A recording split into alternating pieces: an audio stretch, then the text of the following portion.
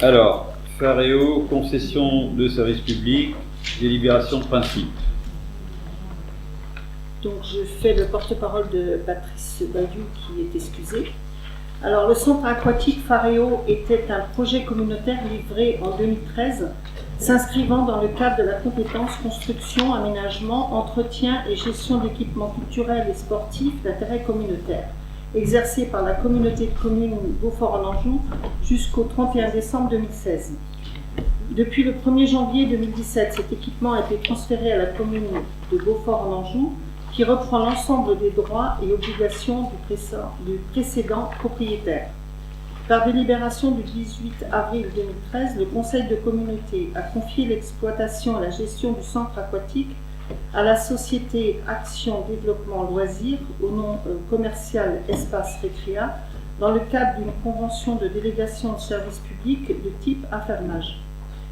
Cette convention a été conclue le 15 mai 2013 pour une durée de 5 ans, à compter de la mise à disposition de l'ouvrage et ses équipements suivant le 11 février 2014, soit donc le 10 février 2019. Conformément à l'article 2 de la dite convention, une société dédiée filiale de la société Action Développement Loisirs s'est substituée dans les droits et obligations nés du contrat. Dans un souci d'optimisation du service public, il est souhaité par la commune de se questionner sur le mode de service de gestion avec l'impérieuse nécessité d'assurer la continuité du service public. À cet effet, l'article L. 1411-4 du Code général des collectivités territoriales dispose que l'Assemblée délibérante de la collectivité se prononce sur le principe de toute concession de service public local et statue au vu d'un rapport contenant les caractéristiques des prestations que doit assurer le délégataire.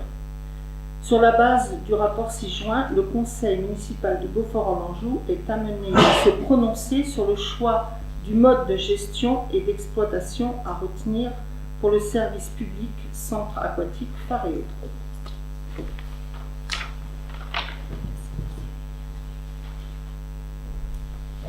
Donc la délibération qui est proposée, c'est d'approuver le principe de la concession de service public de Faréo. Ex-délégation de service public qui s'appelle maintenant concession. Je ne sais pas pourquoi. Enfin, c'est la même chose. Le CTC qui s'est réuni cet après-midi a émis un avis favorable à cette concession de service public. Avez-vous des questions? Vous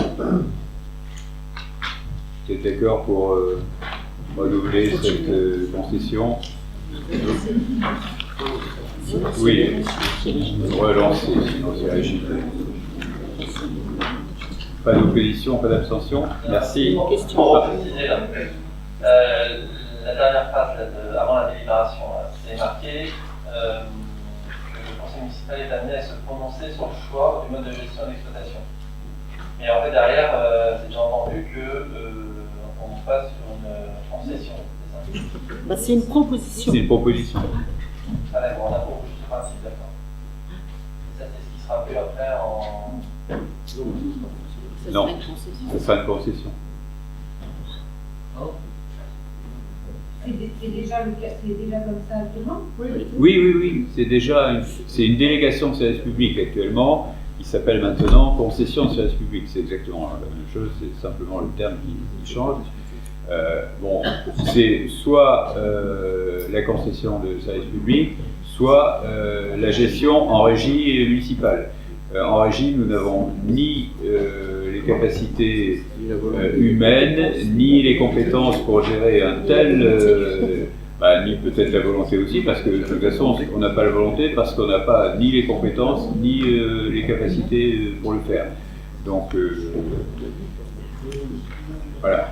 C'est pour cela que, si vous êtes d'accord, on vous propose de relancer ce mode de gestion sous la forme d'une concession de service public. C'est aussi pour une durée de 5 ans. C'est 5 ans. C'est 5 ans, c'est ça. C'est Oui. la même durée aussi. C'est renouvelable tous les 5 ans. Et ce que je comprends pas, c'est que c'est indiqué qu'il est souhaité par la commune de se questionner sur le mode de service de gestion. En fait, là, on évoque le questionnement qu'on va avoir, mais on n'a aucun élément, et en fait, la conclusion, c'est que de toute façon, on passe par une délégation de service public, c'est ça. Sans avoir des éléments pour les pour le compte, parce que je comprends évidemment qu'on n'ait pas de compétences aujourd'hui, mais ça, c'est le cas de toutes les communes qui ont un jour ouvert une piscine. Oui, mais ce que je veux dire, c'est que du coup, les plus, les moins, enfin, aucune commune qui a d'équipement, qui n'a pas d'équipement qui ouvre une piscine n'a forcément pas la compétence. Donc après, Ça dépend, il y a des communes qui ont choisi la gestion en régie directe, oui, ça existe.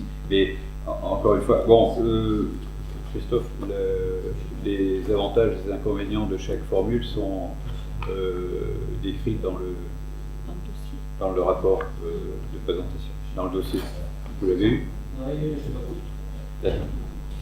Mais encore une fois, encore faut-il, pour gérer ça en régie directe, encore faut-il avoir le personnel compétent, suffisant, et c'est pas rien du tout. Hein. Bon, et comme en plus ce système, ce mode de fonctionnement nous a apporté plutôt satisfaction, c'est pour cela qu'il est proposé de le relancer, de le renouveler.